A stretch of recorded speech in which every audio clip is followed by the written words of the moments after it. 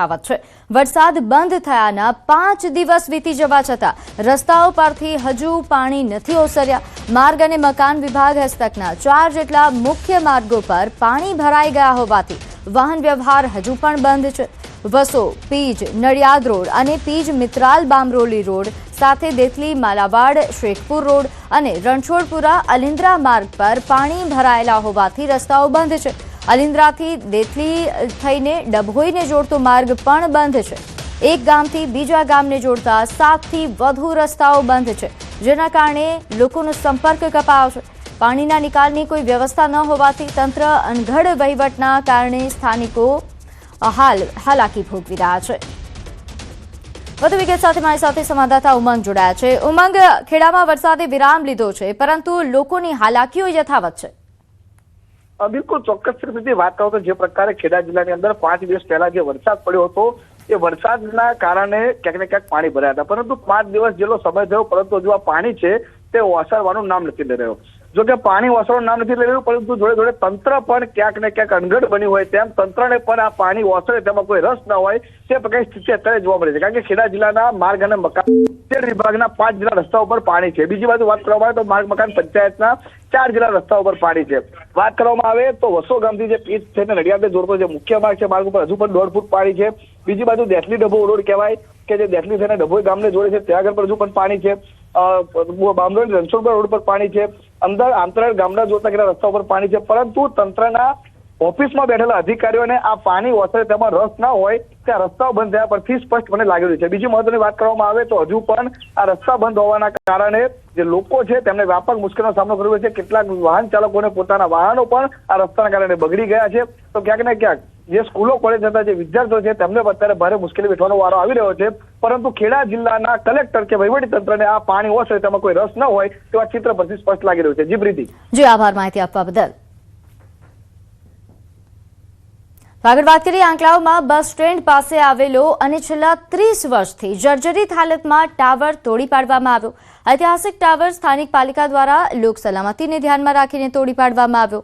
આ વર્ષો જૂના જર્જરિત માળખા અંગે રજૂઆત મળતા જ નગરપાલિકા દ્વારા તેને સુરક્ષિત રીતે જમીનદોસ્ત કરવામાં આવ્યો છે અને આ કામગીરી દરમિયાન ટાવર નીચે પાડવાનો એક વિડીયો હાલ સોશિયલ મીડિયા પર ખૂબ વાયરલ થઈ રહ્યો છે। તો આ ટાવર છે કે જેને તોડી પાડવામાં આવ્યો, ખૂબ જ ઐતિહાસિક ટાવર જે ખૂબ જર્જરિત હાલતમાં હતો અને આ વરસાદના સિઝનમાં જો પડી જાય તો જાનહાનિની પણ આશંકા હતી, જેના કારણે નગરપાલિકા દ્વારા નિર્ણય લેવામાં આવ્યો અને આ ટાવર તોડી પાડવામાં આવ્યો છે। વાત કરીએ દબાણ, ડીજેના ઘોંઘાટ અને ટ્રાફિક મામલે હાઈકોર્ટ લાલઘૂમ થઈ છે।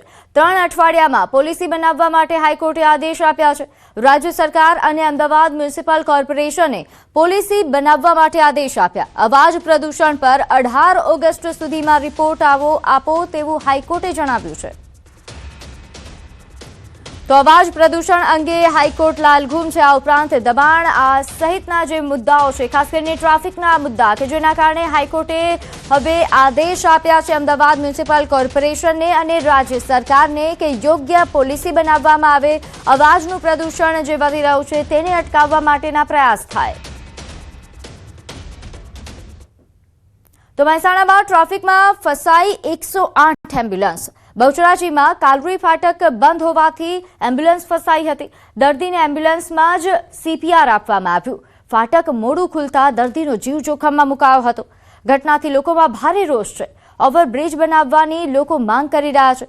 તો આ જ્યારે એમ્બ્યુલન્સ ફસાઈ હતી તે સમયનો વિડીયો પણ સામે આવ્યો છે। નોંધનીય છે કે તે સમયે દર્દીનો જીવ જોખમમાં મુકાયો હતો, જોકે એમ્બ્યુલન્સમાં જ CPR આપવામાં આવ્યો।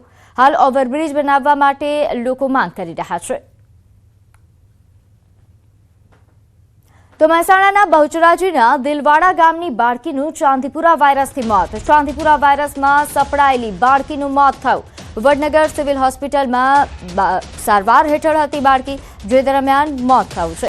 4 વર્ષીય બાળકીનું સારવાર દરમિયાન મોત થતાં રેડાટી વ્યાપી। નોંધનીય છે કે હાલ ચાંદીપુરાનો કેસ આવી રહ્યા છે। વધુ વિગત સાથે મારી સાથે સંવાદદાતા કેતન જોડાયા છે। કેતન, હવે મહેસાણામાં પણ ચાંદીપુરા વાયરસથી જે મોતના સમાચાર સામે આવી રહ્યા છે, આંકડો ક્યાં પહોંચ્યો? ચોક્કસથી જણાવી દઉં કે મહેસાણામાં ચાંદીપુરાનો વધુ એક કેસ ગત રોજ નોંધાયો હતો.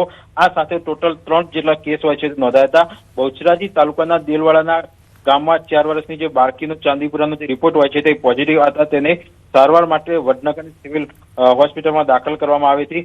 તો બીજી બાજુ તરફ આરોગ્ય વિભાગ દ્વારા ગામમાં 250 કરતા વધુ જે ઘરો હોય છે સર્વેલન્સ દવા છંટકાવ કર્યો હતો. પરંતુ દુઃખદ ઘટના આજે બની છે કે તેનો જે આજે બાળકી હોય છે તેનું દુઃખદ અવસાન થયું છે. બિલકુલ કેતન, આભાર માહિતી આપવા બદલ.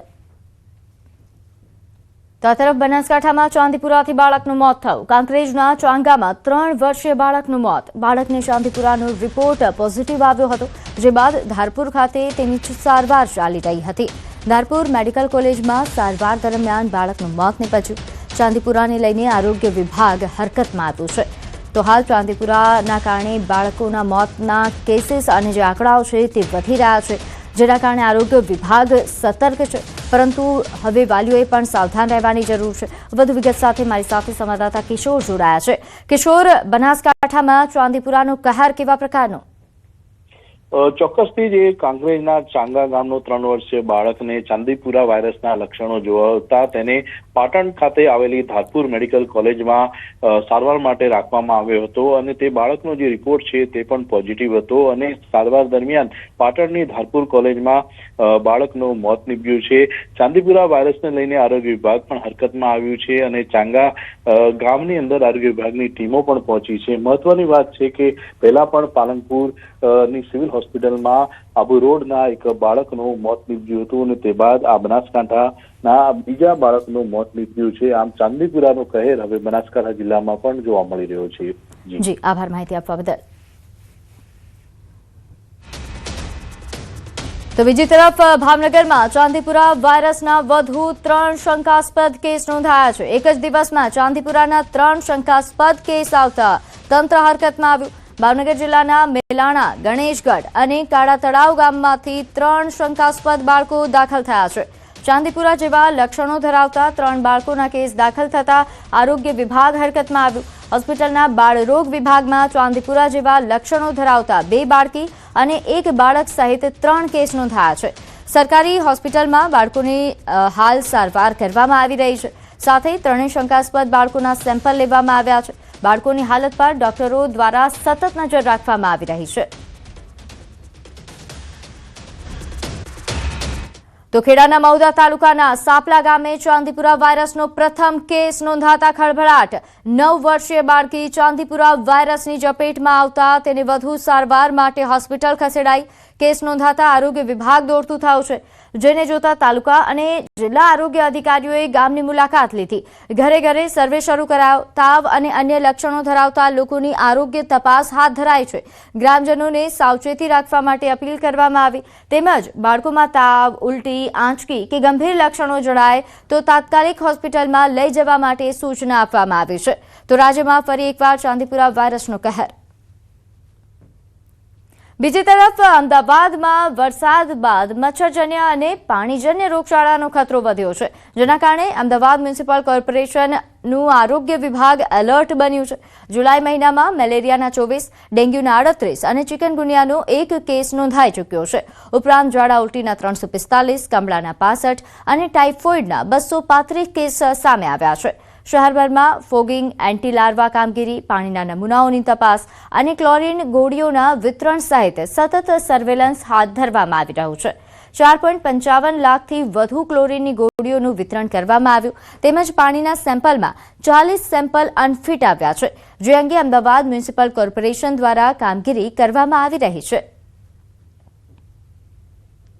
જે જગ્યાએ પાણીના સેમ્પલ અનફિટ આવેલા છે કે જે 40 જગ્યાએ સેમ્પલ અનફિટ આવેલા છે, તદુપરાંત જે 30 જગ્યાએ ક્લોરીન નીલ આવેલું છે, આ તમામ જગ્યાએ ક્લોરીન ટેબ્લેટ ડિસ્ટ્રીબ્યુશન કરવાની કામગીરી અને પાણીની જે લાઈન છે તેને રિપેરિંગ કામગીરી કરવાની કામગીરી સ્ટાર્ટ કરવામાં આવેલી છે. આંકડાકીય દ્રષ્ટિએ ઝાડા ઉલટીના 345 કેસીસ, જોન્ડિસના 65 અને ટાઇફોઇડના 235 કેસીસ રિપોર્ટ થયેલા છે.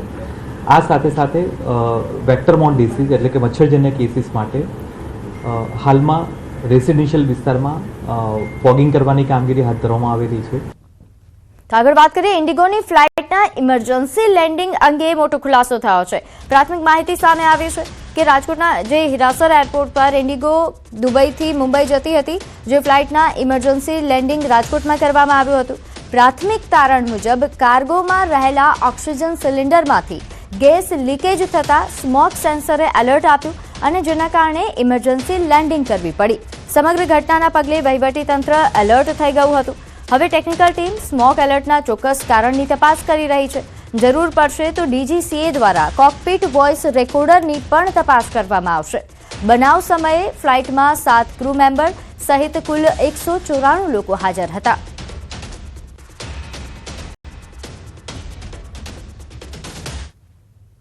રાજકોટ જંગલેશ્વર ડિમોલેશન ખર્ચ વિવાદ, તપાસ સમિતિના નામે નાટક થતા હોવાનો આરોપ. તપાસ સમિતિના અધ્યક્ષ ફરી બદલાશે. MD ચુડાસમા હવે નવા અધ્યક્ષ બનશે. PGVCLના નવનિયુક્ત મેનેજિંગ ડિરેક્ટર છે MD ચુડાસમા. કુલ ખર્ચ 2.72 કરોડ થયા હોવાનો ખુલાસો થયો હતો. 1 મહિનાથી તપાસમાં કોઈ જ પરિણામ નથી આવ્યું. અત્યાર સુધી 2 અધ્યક્ષ બદલાઈ ચૂક્યા છે.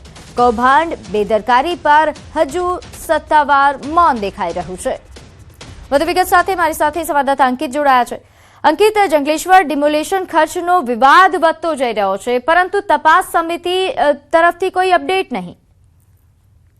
ચોક્કસથી પ્રીતિ, વાત કરવામાં આવે તો જે જંગલેશ્વર ડિમોલેશન ખર્ચનો જે વિવાદ સામે આવ્યો હતો અને પાણીની જે બોટલ સામાન્ય રીતે 5 રૂપિયાની મળતી હોય છે, પરંતુ રેટ કોન્ટ્રાક્ટના આધાર પર એ પાણીની બોટલ 8 રૂપિયા 9 રૂપિયામાં ખરીદાતી હોવાનો આક્ષેપો છે તે સામે આવ્યા હતા અને સમગ્ર મામલે તપાસ સમિતિની રચના કરવામાં આવી હતી. તપાસ સમિતિની રચના કરાતા સૌ પ્રથમ તેમના અધ્યક્ષ છે તે ડેપ્યુટી કમિશનર કક્ષાના અધિકારી CK નંદાણી છે તેને બનાવવામાં આવ્યા હતા. ત્યારબાદ PGVCLના જે MD છે કેતન જોશી તેમને અધ્યક્ષ બનાવવામાં આવ્યા હતા અને તાજેતરમાં જે ગેસ કક્ષાના અધિકારી તેમજ IS ઓફિસરોની જે ટ્રાન્સફર ઓર્ડર સામે આવ્યા હતા તેમાં કેતન જોશીને PGVCLના MD તરીકેથી મુક્ત કરીને તેમને દેવભૂમિ દ્વારકા જિલ્લાના જિલ્લા વિકાસ અધિકારી તરીકે નિમણૂક આપવામાં આવી છે અને આ સાથે જ PGVCLને પોતાના નવા મેનેજિંગ ડિરેક્ટર મળ્યા છે MD ચુડાસમા. ત્યારે હવે તપાસ સમિતિના જે ચેરમેન છે તે PGVCLના નવા મેનેજિંગ ડિરેક્ટર જે MD ચુડાસમા છે તેમની નિમણૂક કરવામાં આવશે. આમ તપાસ સમિતિને પોતાના ત્રીજા અધ્યક્ષ છે તે મળવા જઈ રહ્યા છે. 1 મહિનાથી પણ વધુનો સમય વીતી ચૂક્યો છે. હજુ પણ તપાસ સમિતિ દ્વારા એક પણ પ્રેસ કોન્ફરન્સ કરવામાં નથી આવી. જી બિલકુલ અંકિત, આભાર માહિતી આપવા બદલ. આગળ વાત કરીએ, પાટણ વહીવટીતંત્ર અને નાગરિકો વચ્ચેનો વિવાદ દિવસે ને દિવસે વધી રહ્યો છે. ચીફ ઓફિસર હિરલબેન ઠાકર સામે હવે પાટણ A ડિવિઝન પોલીસ સ્ટેશનમાં ફરિયાદ નોંધાઈ છે. નોંધે છે કે થોડા સમય પહેલા અરજદાર સાથે ગેરવર્તન અને ધક્કામુક્કીના આક્ષેપો તેમના પર કરવામાં આવ્યા હતા. પોલીસે તપાસ બાદ ગુનો નોંધ્યા હોવાનું હાલ પ્રાથમિક સામે આવ્યું છે.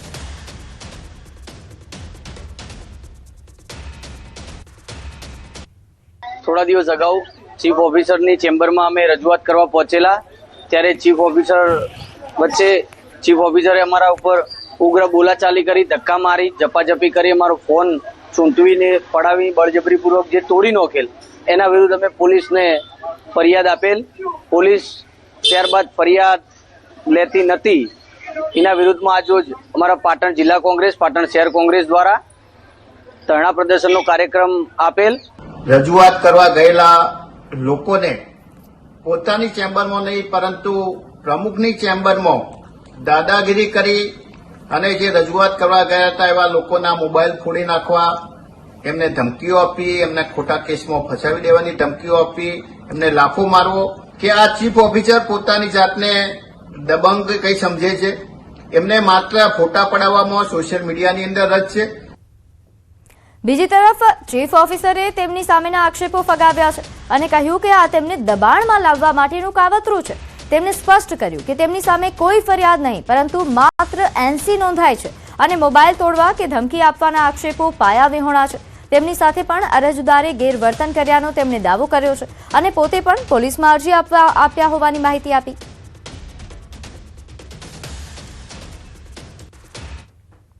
A ડિવિઝન પોલીસ સ્ટેશનમાં કોઈ ફરિયાદ નથી નોંધાઈ. તમારે ફરિયાદ અને NC વચ્ચેનો ભેદ સમજી લેવો પડે. NC એટલે હજુ કોર્ટ મંજૂરીને આધીન બાબત છે. હું જેવી બહાર ગઈ રૂમની એટલે બહાર જતી હતી તો એમને મારો હાથ પકડ્યો અને ખૂણામાં લઈ ગયા ભાઈ, અને ખૂણામાં લઈ જઈ અને જે હું કેમેરાના સામે ના બોલી શકું એવી હરકત એને કરી. મોબાઈલ તોડ્યો પણ નથી અને કોઈ પ્રકારની ધમકી મેં આપી નથી. એ મોબાઈલ તોડવાની વાત એ લોકોએ ઉપજાવી કાઢેલ છે. મને ખ્યાલ આવી ગયો કે આ દર 4 દિવસે આ લોકો કંઈ ને કંઈ આવી હરકતો કર્યા કરે છે. તો છોટાઉદેપુરના રાજકારણમાં મોટો રાજકીય ભૂકંપ આવ્યો છે. નગરપાલિકાના પ્રમુખ મંજુલાબેન કોલીનું સભ્ય પદ જિલ્લા કલેક્ટરે રદ કરતા હવે પ્રમુખ પદ પણ ખાલી થયું છે. વડોદરા વિભાગીય વિશ્લેષણ સમિતિએ તેમની અનુસૂચિત જનજાતિ જાતિ પ્રમાણપત્ર અમાન્ય જાહેર કર્યા બાદ કલેક્ટરે કાયદાકીય કાર્યવાહી કરી છે. 1.5 વર્ષ પહેલા યોજાયેલી ચૂંટણીમાં વોર્ડ નંબર 4માંથી જીત્યા બાદ તેઓ અનુસૂચિત જનજાતિ માટે અનામત પ્રમુખ પદે ચૂંટાયા હતા. જાતિ પ્રમાણપત્ર અંગે થયેલી ફરિયાદ બાદ તપાસ હાથ ધરાઈ, જેમાં પ્રમાણપત્ર અમાન્ય ઠરતા હવે તેમનું સભ્યપદ રદ કરવામાં આવ્યું છે. સમગ્ર કેસમાં અરજદાર વિજયભાઈ નાયકાએ લાંબી કાનૂની લડત લડ્યા હોવાનું જણાવ્યું. પ્રમુખ મંજુલાબેન રાઠવા, જે રાઠવા નહીં હોય તેનો મને શંકા જતા મેં એને અરજી કરેલી કે મંજુલાબેન ઓરિજિનલ રાઠવા નથી. આજે જે દાખલા હતા ખોટા જાતિના એ ખોટા ઠેરવ્યા. છોટાઉદેપુર નગરપાલિકાના પ્રમુખ મંજુલાબેન જાતિનો દાખલા વિશ્લેષણ સમિતિ દ્વારા રદ કરવામાં આવ્યો હતો. એના આધાર સ્વરૂપે કલેક્ટરને મળેલી સત્તા અનુસાર એમને સમજણીની તક આપવામાં આવી હતી અને એના પછી ડિસિઝન લેવામાં આવ્યું છે કે એમના જે વિશ્લેષણ સમિતિ દ્વારા જાતિનો દાખલા રદ કરવામાં આવ્યો છે. તો નિર્ણય બાદ ભાજપ અને કોંગ્રેસ બંને પોતાની પ્રતિક્રિયા આપી. ભાજપે કાયદાકીય પ્રક્રિયાનું પાલન કરવાની વાત કરી, જ્યારે કોંગ્રેસે સમગ્ર મામલે સત્તા પક્ષ સામે સવાલો ઉઠાવ્યા. હવે વોર્ડ નંબર 4ની પેટા ચૂંટણી અને નવા પ્રમુખની પસંદગી પર સૌની નજર છે.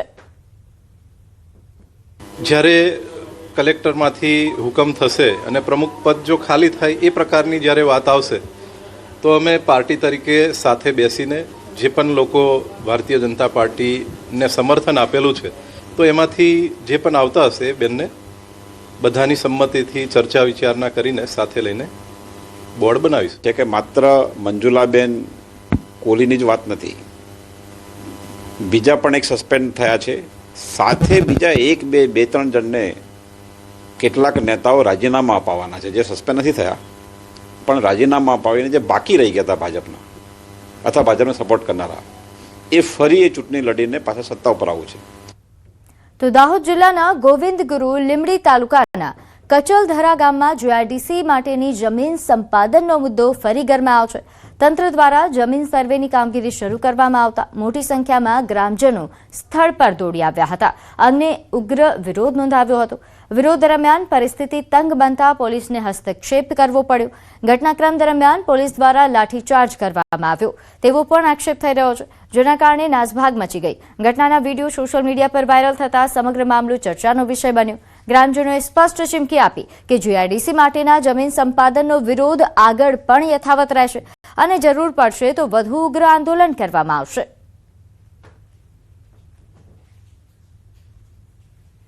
પોલીસવાળા અને પોલીસની બહેનો આ લોકો પર તૂટી પડ્યા અને એમને મારવામાં આવ્યો.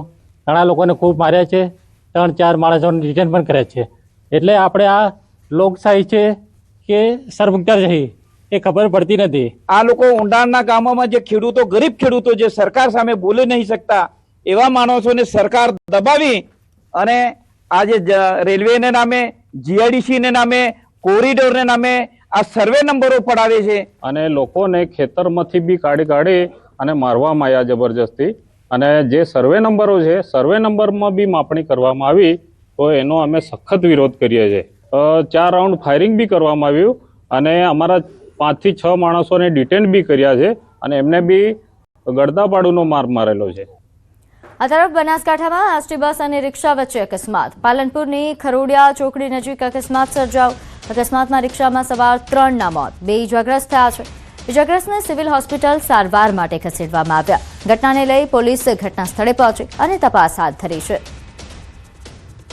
વધુ વિગત સાથે મારી સાથે સંવાદદાતા કિશોર જોડાયા છે. કિશોર, જે અકસ્માતનો બનાવ સામે આવ્યો, શું અપડેટ?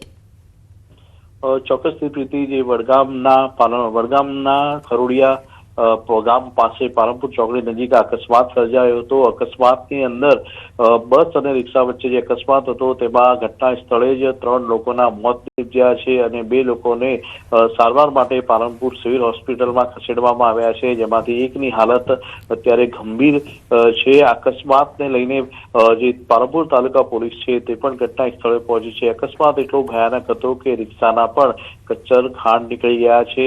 અત્યારે જે ઘાયલો છે 2, તેમાંથી એકની હાલત વધુ ગંભીર છે અને બીજાની પણ સારવાર ચાલી રહી છે. આ સમગ્ર અકસ્માતને જી કિશોર, આભાર માહિતી આપવા બદલ. તો આગળ વાત કરીએ મહીસાગરની, જ્યાં સંતરામપુરના મહાકાય અજગર સંતરામપુરમાં દેખાયા હોવાના સમાચાર મળ્યા. નોંધનીય છે કે એન્દ્રા ગામે ખેતરમાં 8 ફૂટ લાંબો અજગર દેખાયો. અજગર દેખાતા ખેડૂત પરિવારમાં ફફડાટ ફેલાયો છે. ઘટના સ્થળે ગામ લોકોના ટોળે ટોળા ઉમટી પડ્યા. ખેડૂતે ફોરેસ્ટ વિભાગને તાત્કાલિક જાણ કરી. ફોરેસ્ટ વિભાગે અજગરનું સફળ રેસ્ક્યુ કર્યું. રેસ્ક્યુ બાદ અજગરને જંગલમાં સલામત રીતે છોડવામાં આવ્યો.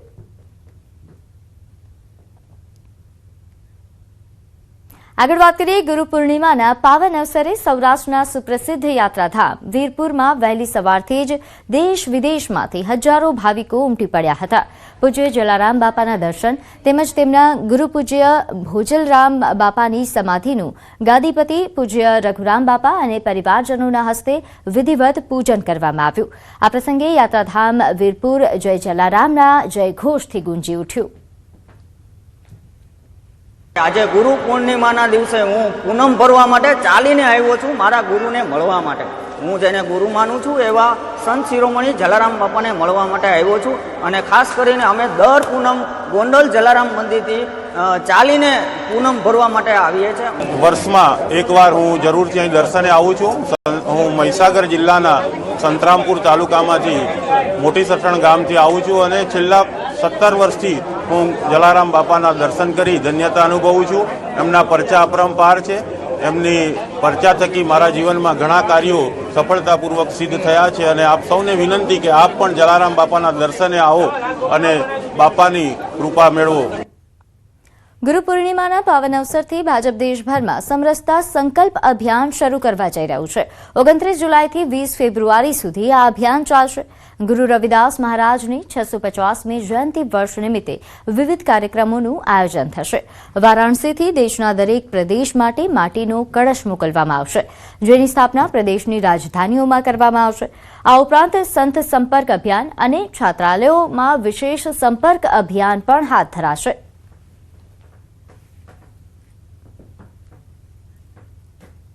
તો ગુરુ પૂર્ણિમાના પાવન અવસરે કથાકાર મુરારી બાપુએ કેન્યાના કેરીચોમાંથી ચાલી રહેલી રામકથા દરમિયાન શુભેચ્છાઓ પાઠવી. બાપુએ જગતભરના બુદ્ધ પુરુષો અને ગુરુ પરંપરાનું સ્મરણ કરી સનાતન સંસ્કૃતિમાં ગુરુ પૂર્ણિમાના વિશેષ મહત્વ વિશે જણાવ્યું. સાથે તેમણે તમામ વ્યાસપીઠો અને શ્રોતાઓને વ્યાસ પૂર્ણિમાની શુભેચ્છાઓ પાઠવતા જણાવ્યું કે અહીં તલગાજરડામાં પણ ગુરુચરણ પાદુકા પૂજન સાદગીપૂર્વક કરવામાં આવશે. बहुत बधाई. जगत भर में जितने बुद्ध पुरुष हुए हैं, जो हैं, जो होंगे, उसे याद कर रहा हूँ, स्मरण में ले लो. भाई जे अहि जे हो यहीं आ गई, प्रणवम सबही कपट सब जन. सबको गुरु पूर्णिमा की, व्यास पूर्णिमा की. गुरु पूर्णिमा मीन्स व्यास पूर्णिमा. व्यास पूर्णिमा